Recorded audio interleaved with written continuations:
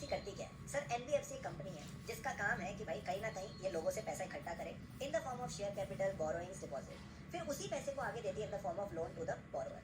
अब बोरोवर से कमाती है 15%, यहाँ देती है 8%, जो बीच का है इसकी कमाई हो जाती है। ठीक है सर। अब एक बात बताओ सर, एनबीएफसी और बैंक में फर्क क्या है? अभी आगे आएगा, डोंट वरी।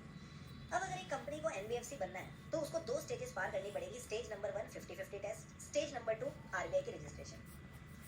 जैसे ही 50-50 टेस्ट पूरा होता है आपको आरबीआई से रजिस्ट्रेशन लेनी पड़ती है। रजिस्ट्रेशन ऐसे ही नहीं मिल जाएगी, मिनिमम नेट आउट फंड्स की रिक्वायरमेंट फुलफिल होनी चाहिए। सबसे पहले आ जाओ 50-50 टेस्ट की बात करते हैं। 50-50 टेस्ट कहता है जो आपके फाइनेंशियल एसेट्स हैं, these are more than 50% of your total assets net of intangible asset. ठीक है सर।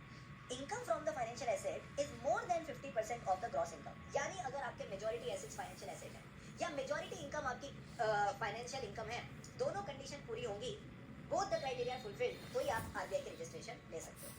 अब आरबीआई की रजिस्ट्रेशन ऐसा नहीं बुला के सबको दे रहा है, मिनिमम नेट आउट फंड्स होने चाहिए। मैंने कहा कितने? कम से कम 10 करोड़ रुपए होने चाहिए for the companies currently applying for registration.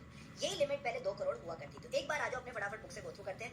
NBFC नाम से निकलती है सारी डेफिनेशन। सबसे पहले फाइनेंशियल कंपनी यानी financial institution which is a company. Non banking का मतलब है non banking institution which is a company and इसका प्रिंसिपल बिजनेस क्या है? Receiving the deposits and lending. 50-50 test आपको ऑलरेडी पता है that as per the last audited balance sheet financial assets should be more than 50% of the total assets excluding intangible asset. Income from the financial assets should be more than 50% of the gross income.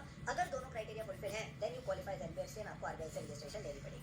फिर sir इसी चीज के ऊपर हमने क्या कोई question किया था? हाँ सर, क्वेश्चन बैंक पे अगर आप आओ तो आपको मिलेगा क्वेश्चन नंबर 3। ठीक है, ओके सर।